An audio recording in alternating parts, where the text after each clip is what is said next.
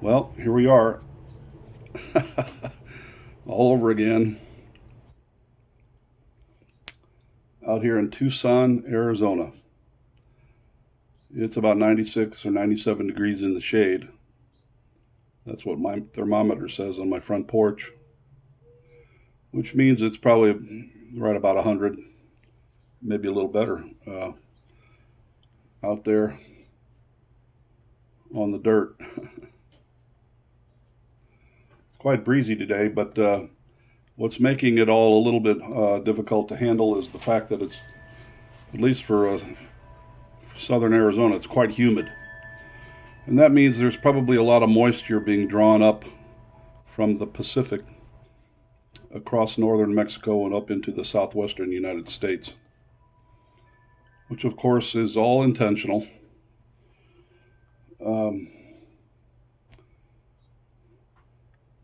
The U.S. military, of course, as I'm sure almost everybody knows by now, and if you don't, you've been living under a goddamn rock. The U.S. military is actively geoengineering our atmosphere and has been doing so for decades. And that, in concert with a variety of frequency technologies, which include ionospheric heaters, also known as HARP or NEXRAD, or the ocean-based SBX platforms. They can do absolutely incredible things to the atmosphere. They can move the jet stream around at will.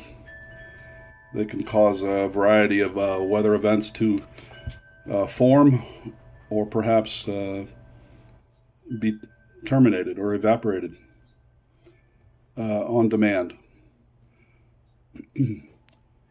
This is a global program, and they're messing with our weather in a massive, massive way. Having said all of that, it's pretty humid here, like I said before. It feels almost like the Midwest, kind of a sticky humid, which is very unusual for southern Arizona. Very unusual. Kind of weird, hazy, semi-cloudy skies today. It's just a weird weather day. All right, enough about that. When I used to live in St. Louis 4 years ago, I lived in a little house that was right on the edge of a gigantic cemetery, a Catholic cemetery called St. Peter and St. Paul. It was, 50 acres maybe. Huge, huge cemetery, thousands and thousands of graves, which required a full-time crew of about 4 or 5 guys that would do nothing but maintain the cemetery 5 days a week, which meant mowing, weed whacking. Of course, they'd bring out their little ditch witches and they would dig graves for when somebody would die, and then they'd bring over a yellow tent and set up a yellow tent over the gravesite so that the family, the folks on the inside, the closest relatives of the deceased, would have a place to sit in out of the sun. Every time I would see a yellow tent off somewhere from a distance, somewhere off in the cemetery, I would say to myself, it was sort of like a chant. I would say, yellow tent, another beautiful life's been spent.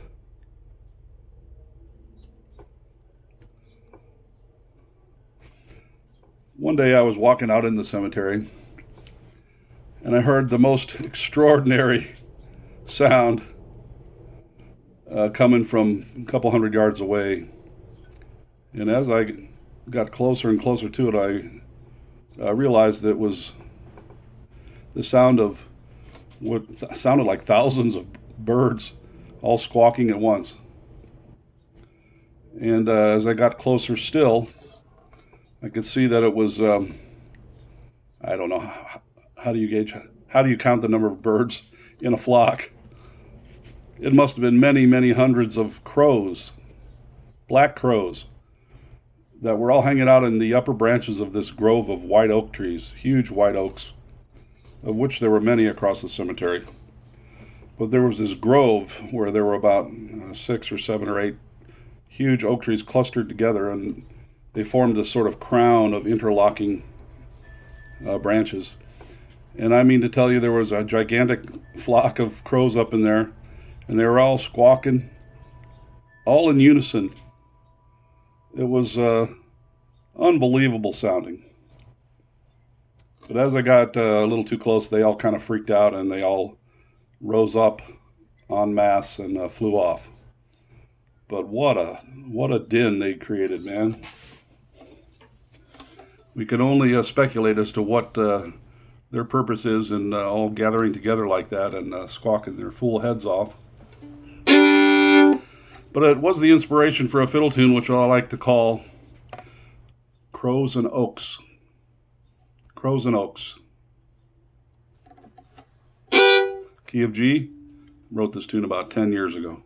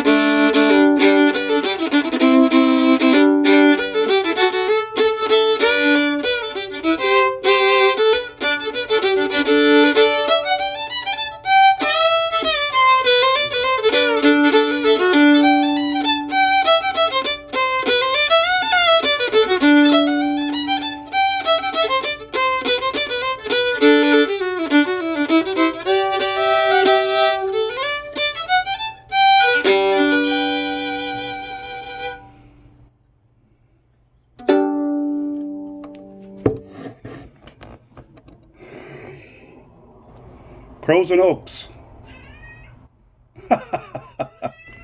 And that's my cat. What's the matter? What seems to be the problem? Okay, well, you're going to become a YouTube star if you keep that up. Yeah. Thanks for listening, folks. Crows and Oaks by Marc Rennard, and that is me. Have a great day, have a great evening, and a great life.